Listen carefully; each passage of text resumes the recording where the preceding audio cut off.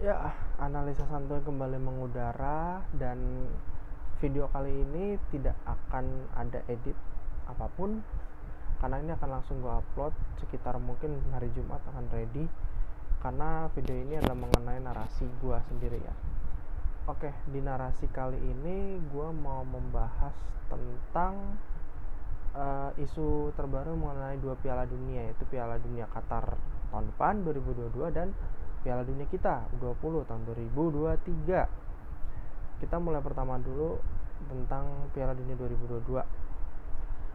Hak siar masih belum ditentukan di Indonesia, tapi Indonesia sudah mendapatkan license media, yaitu Click Daily sebagai media license atau media resmi untuk Piala Dunia 2022 tahun depan. Kalau untuk hak siar kita akan bedah begini, kita cepet ya bedahnya. Jadi saat ini kan kita punya beberapa stasiun TV, dari stasiun TV swasta pemberitaan seperti Metro, Kompas, TV nasional milik negara seperti TVRI, lalu kemudian 2 TV muda yaitu RTV sama NET, lalu ada 4 grup perusahaan besar yaitu Transmedia, Viva Media, MNC Group, MTech Group. Kita bahas sedikit. Net itu udah nyarin Piala Dunia futsal ya, tapi it doesn't mean bahwa mereka akan menyiarkan Piala Dunia sepak bola. Kenapa? Karena mereka urusannya lebih ke futsal. Pasti udah beda banget antara penyiaran untuk sepak bola dan futsal. Pasti biro pengurusannya udah pasti berbeda. Jadi gue bilang di sini net kemungkinan besar bisa nggak masuk, tapi kita nggak tahu ya, mungkin bisa nggak masuk, tapi gue bisa masukin ini sebagai salah satu daftar cadangan yang akan masuk hak siar Piala Dunia. Oh, sebelum itu gue hampir lupa bilang, di video kali ini hanya asumsi pribadi gue saja. Kalau misalkan di kemudian hari ada kesalahan, gue terlebih dulu minta maaf untuk hal itu. Lanjut. RTV pernah nayangin Konfederasi tahun 2017, tapi sayangnya mereka gagal merebut hak siar Piala Dunia 2018 karena diambil Transmedia. Padahal mereka udah memenuhi syarat loh, menyiarkan Konfederasi, dan harusnya mereka menyiarkan langsung Piala Dunia. Tapi mungkin RTV saat itu belum punya uang yang cukup banyak, karena ya bisa dibilang hak siar Piala Dunia itu paling mahal dari semuanya, dan belum sanggup membeli. Ditambah kalaupun sekarang mereka mau ambil pun, mereka cuma nyarin Championship, which is kalau dari dibandingin sama Liga Inggris yang lainnya itu IPL, ya Championship mah kalah jauh dibanding IPL secara glamoritas sama nilai jualnya. Jadi ini kemungkinan gue akan coret dari daftar pencalonannya. Lalu kemudian kalau Kompas memang pernah menyiarkan Copa America 2 tahun berturut-turut, tapi kembali lagi mereka juga TV baru dari media besar sekelas Kompas Gramedia. Tapi sekali lagi ini turnamen yang gede dengan harga hak siar yang mahal. Gua rasa di level mereka juga belum tentu bisa dapet untuk turnamen sebesar ini, walaupun sudah punya pengalaman ya di level Copa America. Lalu Metro TV itu bisa dibilang nggak punya pengalaman penyiaran pertandingan bola secara internasional atau nasional. Ini udah pasti dieliminasi. Lalu next langsung Viva Media sama Transmedia. Gua rasa mereka mungkin juga nggak akan dapat. Kenapa? Karena Viva Media saat ini lebih berorientasi khususnya TV One ke MMA sekelas UFC atau One Pride. Itu tayangan olahraga yang gacoannya mereka. Sementara kalau Transmedia lewat Trans 7, program gacoan mereka saat ini tetap MotoGP. Jadi menurut gue juga mereka tidak akan sampai untuk mendapatkan siaran siap Piala Dunia. Dan dua media besar ini kan memang beberapa tahun ini juga tidak menyiarkan pertandingan sepak bola khususnya level internasional yang bisa jadi nilai pertimbangan dari FIFA sendiri. Itu yang jadi alasan. Lanjut. Nah, kita ke dua grup besar nih yang terakhir. Ada MTech sama MNC. Ini kita peer to peer dulu. Kita harus peer to peer perbandingannya, apple to apple. Kita lihat komparasi di Copa America sama Euro kemarin. Kebetulan dua grup ini nyiarin. MNC nyiarin Euro, MNC Group, MTech nyiarin Copa America. Kalau kita lihat perbandingannya, ada banyak yang bisa dibilang ada yang unggul di salah satu sisi TV. Pertama, sportcaster. Kalau kita lihat jumlah sportcaster di MNC Group dengan yang MTech, itu jelas lebih banyak di MNC Group. Mereka punya 33 personil, 13 komentator, 12 presenter, dan 8 host untuk Focus Euro, which is itu banyak banget. Itu tim yang banyak banget. Sementara di MTech itu cuman nggak nyampe, kalau di total semua sampai Champions TV itu nggak banyak juga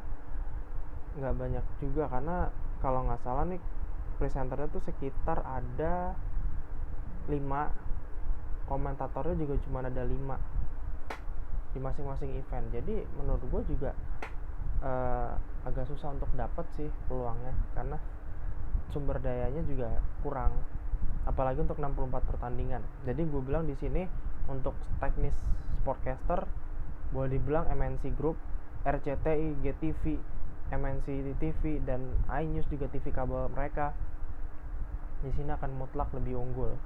Itu yang pertama. Dan perlu catatan, ini amit-amit ya, kalau memang seandainya jatuh ke MTech, ada sebuah larangan berat di mana mereka tidak boleh menyiarkan play by play dengan bahasa Indonesia, dengan bahasa lokal. Begitulah.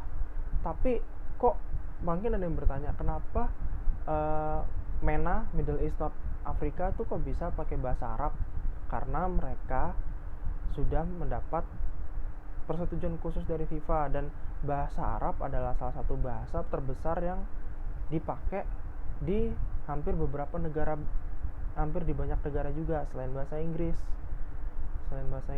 Terus bahasa Prancis juga diakui sebagai bahasa internasional, juga dipakai di banyak negara.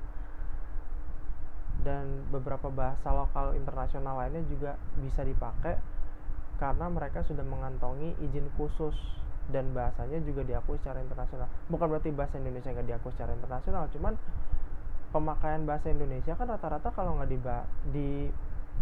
di negara kita sendiri paling cuma di Malaysia, itu pun juga nggak sering-sering banget kan bercampur dengan bahasa Melayu. Jadi gue bilang agak susah untuk mendapatkan persetujuan itu dari FIFA. Kalau di MTech dan sekarang nih hak siarnya tuh nggak boleh dipakai satu TV tunggal, harus 2-3 TV yang harus menyiarkan. Jadi kalau misalkan SCTV bareng Indosiar bareng O-Channel, ya resikonya adalah nggak boleh ada kata jebret di komentator play by play Piala Dunia. Ya menurut yang gue dapat, correct me if I'm wrong ya kalau salah, tapi memang faktanya tuh seperti itu.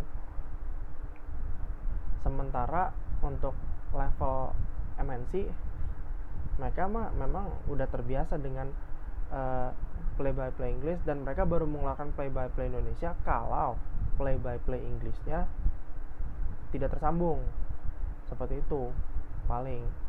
Karena ada kasusnya waktu Turki lawan Wales itu sempat pakai play by play Indonesia sebentar, yang dibawakan Bung Fahri sama Temi Rahadi.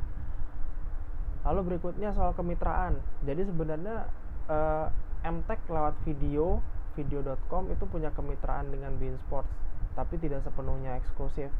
Kenapa? Karena yang menjadi mitra beIN Sports selaku penyiaran Piala Dunia 2022 itu lebih condong ke MNC Group, karena mereka menyiarkan kontennya juga secara platform online dan free to air, yaitu FA Cup, Serie A di RCTI, dan Ligue 1 khusus PSG di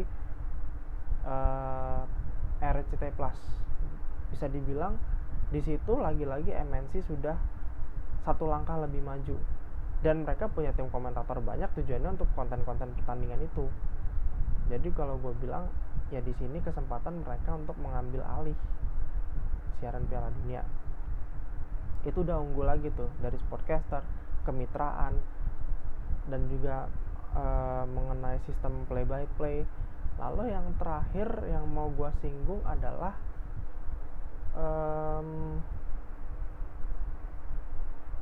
tentang